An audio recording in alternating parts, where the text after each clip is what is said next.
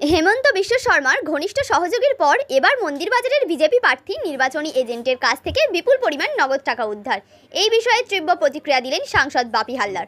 মন্দিরবাজারের BJP প্রার্থী মল্লিকা পাইকের নির্বাচনী agent Arun Kumar Purkait, তার ছেলে অগ্র পুরকায়েত এবং বিজেপির নেতা শুভ্রদীপ হালদার বামদেব হালদারের পুত্র। পাশাপাশি লক্ষ্মীকান্তপুরের বিজেপি বুথ সভাপতি ও সুতবেচা গ্রামের আরও কয়েকজন বিজেপি নেতা দেবাশিস হালদারের বাড়ি থেকে টাকা নিয়ে যাচ্ছিলেন। তারা সেই টাকা ভোটারদের মধ্যে বিলি করতে যাচ্ছিলেন, তখন পুলিশ তাদের রাস্তায় আটকায়। কয়েকজন পালিয়ে যেতে সক্ষম হলেও অগ্র পুরকায়েত, তার বাবা ও বিজেপির নির্বাচনী এজেন্ট অরুণ পুরকায়েত এবং লক্ষ্মীকান্তপুরের বুথ সভাপতি শুভদীপ হালদারকে আটক করা হয়। তাদের কাছ থেকে প্রায় 21 লক্ষ টাকা উদ্ধার করেছে পুলিশ। কি বললেন মথুরাপুর সাংসদ বাপি হালদার? দেখুন, আজকে নতুন নয়, এটা নতুন কোনো ঘটনা নয়। আপনারা জানেন, এর আগে হেমন্ত বিশ্ব শর্মার ঘনিষ্ঠ সহযোগী তার কাছ থেকেও টাকা উদ্ধার হয়েছে। মোগরাট পশ্চিমের সেখানেও ইলেকশনে কিন্তু টাকা নিয়ে যেতে গিয়ে সাধারণ মানুষ ডিস্ট্রিবিউশন করতে গিয়ে ধরা পড়েছে।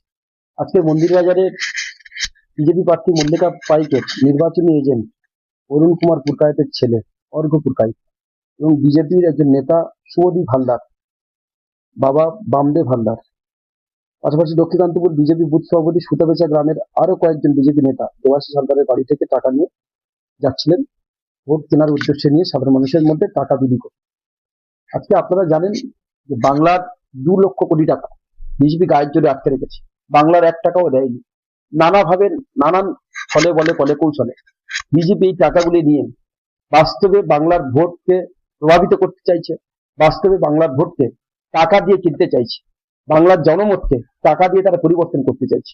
একদিকে আপনারা জানেন মিডিয়ার একটা অংশকে তারা নিজেদের কুক্ষিগত করেছে, বিচার ব্যবস্থা একটা অংশকে কুক্ষিগত করেছে এবং সমস্ত কেন্দ্রীয় সংস্থাগুলি, একদিকে ইডি, সিবিআই, নির্বাচনী কমিশন থেকে শুরু করে সমস্ত স্বায়ত্ত শাসনের যে সমস্ত সংস্থাগুলি ছিল তাদের সকলকে একত্রিত করে এবং 17টি রাজ্যের মুখ্যমন্ত্রী, কেন্দ্রের একাধিক মন্ত্রী, ক্যাবিনেট মিনিস্টার, ভারতবর্ষের প্রধানমন্ত্রী, ভারতবর্ষের স্বরাষ্ট্রমন্ত্রী সর্বত্র বাংলার বুকে এসে বাংলাতে মমতা বন্দ্যোপাধ্যায়কে হারানোর জন্য, অভিষেক বন্দ্যোপাধ্যায়কে হারানোর জন্য, তৃণমূল কংগ্রেসকে হারানোর জন্য তারা যেভাবে নিজেরা বাংলাতে একটা বিষ ছড়িয়ে দিতে চাইছে, সাম্প্রদায়িকতার তাস খেলতে চাইছে, সাথে সাথে টাকা দিয়ে ভোটকে প্রভাবিত করার যে চেষ্টা করছে, আজকে তার জ্বলন্ত প্রমাণ এই যে টাকা বিলি বা এই যে টাকা উদ্ধার।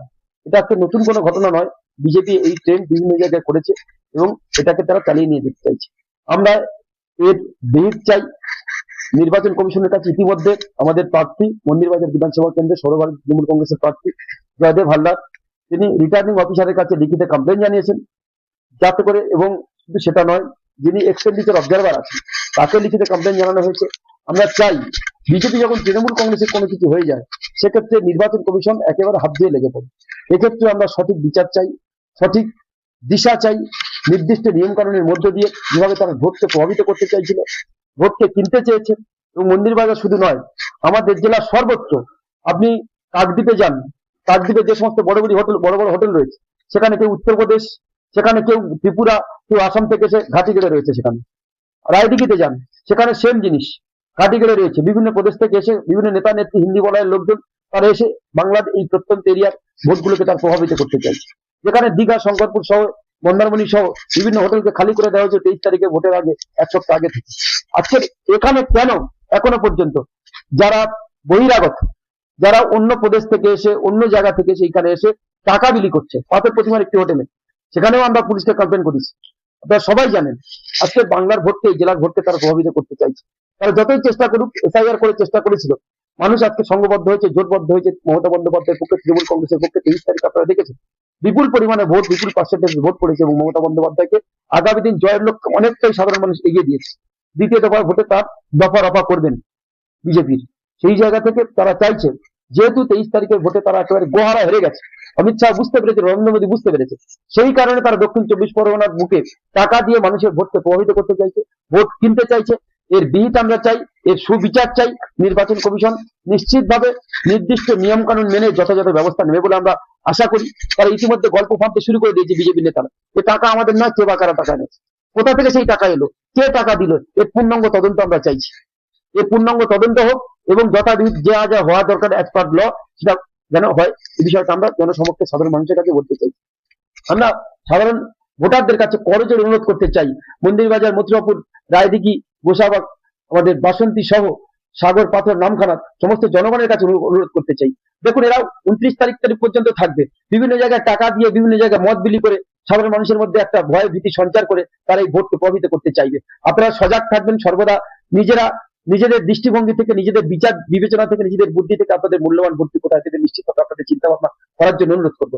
যারা বাংলার কৃষ্টি সংস্কৃতি, বাংলার ঐতিহ্য পরম্পরা বোঝে না, যারা বাংলার মনীষীদের বারে বারে অপমান করেছে, যারা বাংলা ভাষা বললে বাংলাদেশ হিসেবে তকমা লাগিয়ে দিয়েছে, যারা বাংলা 2 লক্ষ কোটি টাকা আজও পর্যন্ত দেয়নি, আজকে রেখে দিয়েছে, যারা বাংলাকে নানান ভাবে অপমান অপদস্থ করেছে, বাংলার বুকে থেকে 6 লক্ষ কোটি টাকা নিয়ে চলে গেছে, বাংলার আবাস যোজনার টাকা বন্ধ, বাংলার 100 দিনের টাকা বন্ধ, বাংলার রাস্তাশ্রী পথশ্রীর টাকা বন্ধ, বাংলার স্বাস্থ্য খাতে, শিক্ষা খাতে টাকা বন্ধ, যেভাবে তারা বাংলাকে নানান ভাবে দুমড়ে মুচড়ে অর্থনৈতিক ভাবে শেষ করে দিতে চেয়েছে।